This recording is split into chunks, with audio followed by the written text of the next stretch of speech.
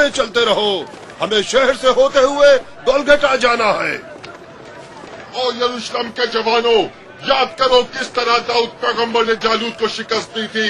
तुम्हें चाहिए इस मुकद्दस सरजमीन के पत्थरों को उठाओ और दुश्मनों पर संगबारी करो। सब एक जमा हो जाओ और इन पर पत्थरों से हमला करो, दुश्मन को शिकस्त दो। आओ जल्दी करो, जालूत के पैरोकारों को संसार कर दो, जल्दी करो।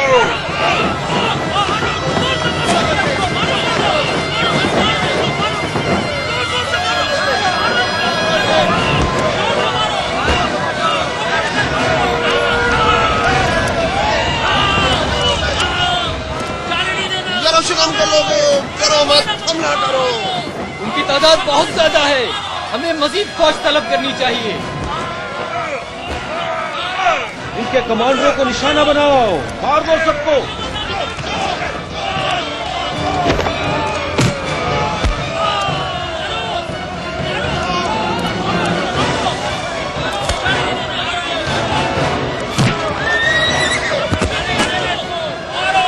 ये सलीब बहुत भारी है। खामोश रहो तुम। मुझसे कहा तुमने? स्लॉट जिंदाबाद, स्लॉटल मुर्दाबाद, सराफत जिंदाबाद। जल्दी से भाग जाओ तुम।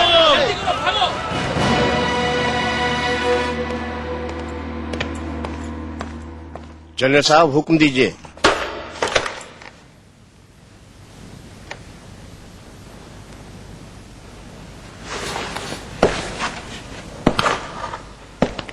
मुझे बहुत ही बुरी खबरों की इत्तलात मिली हैं। कैसी खबरें जनरल साहब? मेरे इल्म में ये बात आई है कि मुलजिम को फांसी घाट की तरफ ले जाते हुए बलवे के दौरान फरार कर दिया गया है। उस बलवे का नक्शा मैंने खुद खींचा था। उसका मकसद लोगों में खौफ और हरास फैलाना था, लेकिन लेंतोस, तुमसे बड़ी कोताही हुई। तुम्हारी गफलत की वजह से कैदी फरार हो गया। जनाब अली, मेरी कोई गलती नहीं है। अब जाओ और जेल में से 2 कैदियों को चूना ले जाकर फांसी दे दो। ये काम आज ही हो जाना चाहिए।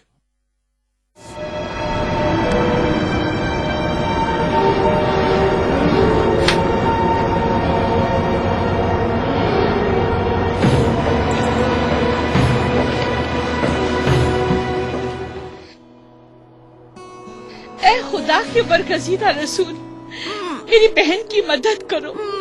ये पैदाइशी गूंगी और बहरी है, ये बात नहीं कर सकती। जब से ये दुनिया में आई है, ये कुछ भी नहीं सुन सकती। खुदा के लिए, ए यसु मसीह, ईसा मेरी मदद करे। ए खुदाया मेरी मदद करे।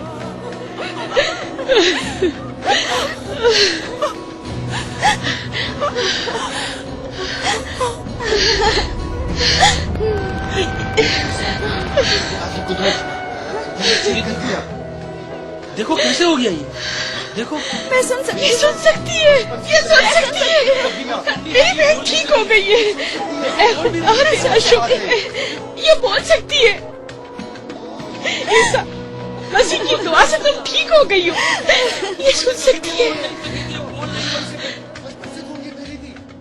ये बोल सकती है। मेरी बहन ठीक हो गई है।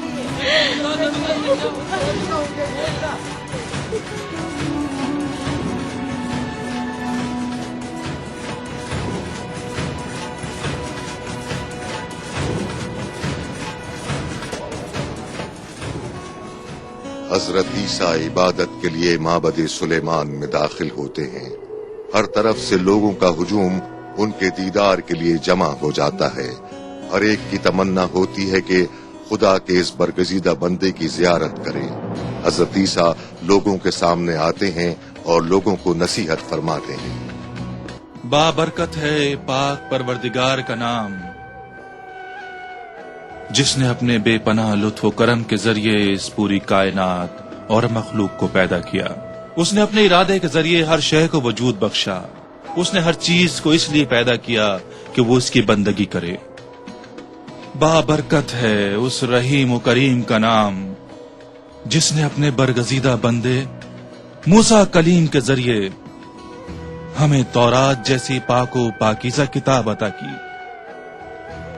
اے میرے عزیز بھائیوں، میری بات غور سے سنو. آج جو ہم کر رہے ہیں، کیا کل ہم سے اس کا جواب نہیں مانگا جائے گا؟ ہمیں وہ کام کرنے چاہیے کہ عذاب سے بچے رہیں.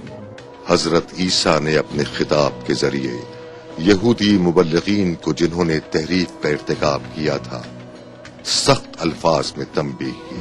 آپ نے شریعت مقدس اور کلام الہی میں تبدیلی کے مرتکب افراد کی شدت کے ساتھ مذمت اور سرزنش کی. قانون الہی کی غلط تشریح کرنے والوں اور تعلیمات الہی کے خلاف چلنے والوں کو عذاب سے ڈرایا. حضرت عیسیٰ اپنے خطاب کے دوران ایک معذور خاتون کی طرف متوجہ ہوئے اور آپ نے اس کی حالت پر رحم فرمایا.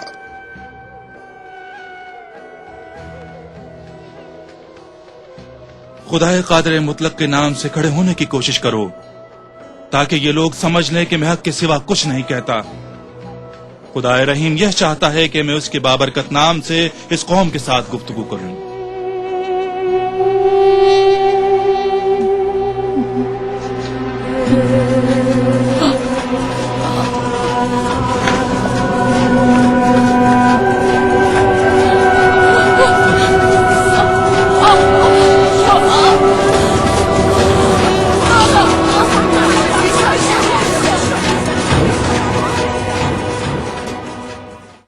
عیسیٰ ناصری، یوسف نجار کے رضائی بیٹے نے ایک پیدائشی گونگی اور بہری لڑکی کو ٹھیک کر دیا ہے. کچھ ہی دن پہلے اس نے ایک اور خاتون کو بدروحوں سے نجات دی ہے. آج بھی ایک معذور عورت اس کے علم کے ذریعے ٹھیک ہو گئی ہے. دیکھتے رہنا کہ کچھ دنوں بعد وہ ایسے معجزے دکھائے گا جس سے سب لوگ اس کے گرویدہ ہو جائیں گے اور پھر ساری قوم اسے اپنا نجات دہندہ کہہ کر پکارے گی. اپنی طرف سے پیش گوئیاں مت کرو. پیش گوئیاں؟ آپ کیوں خاموش ہیں جناب گملیل؟ آپ کو تو لوگوں کی ایک بڑی تعداد مانتی ہے. سب لوگ آپ کو ایک معتدل مزاج آدمی سمجھتے ہیں. اگر پوری قوم افراط و تفریط کا شکار ہو جائے تو آپ ایک مناسب راستہ نکال سکتے ہیں، لیکن خدا کی قسم آپ اس وقت مصلحت کا شکار نظر آتے ہیں. میں نے ہمیشہ آپ کے فائدے کو مد نظر رکھا ہے اور شروع ہی سے مبلغین کی شورا کا حصہ رہا ہوں. میرے پاس اس کی مخالفت کی کوئی دلیل نہیں ہے. جناب کائفہ، آپ خود بتائیے اس شخص سے دشمنی کا ہمیں کیا فائدہ ہوگا؟ اگر وہ سچ بولتا ہے تو آپ کو اس کی مخالفت کرنے کی ضرورت نہیں ہے. ہمیں اس سے کوئی لڑائی نہیں کرنی چاہیے، کیونکہ اس صورت میں اس سے لڑائی کرنا خدا کی مداخلت کے مترادف ہوگا. اگر وہ جھوٹ بھی بولتا ہے تو اس سے تمہیں کوئی نقصان نہیں ہوگا، کیونکہ وقت کے ساتھ تمام حقائق کھل کر سامنے آ جائیں گے.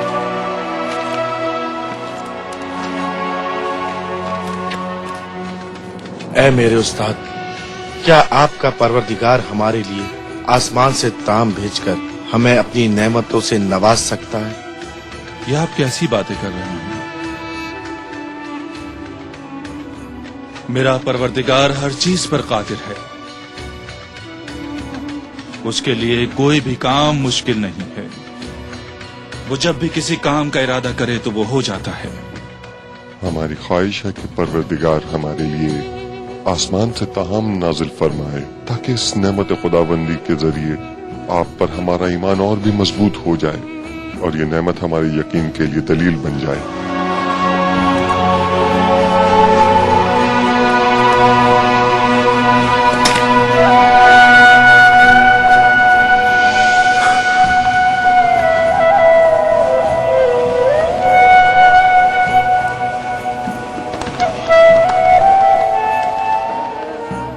خداوند متعال فرماتا ہے کہ اس نے تمہاری دعا سن لی ہے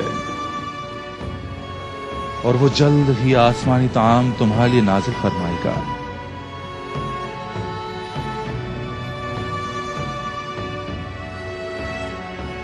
لیکن اگر تم میں سے کوئی بھی اس موضوع پر یقین نہ رکھے گا تو اسے خدا ایسے عذاب میں مبتلا کرے گا جسے آج تک کسی انسان نے نہیں دیکھا ہوگا.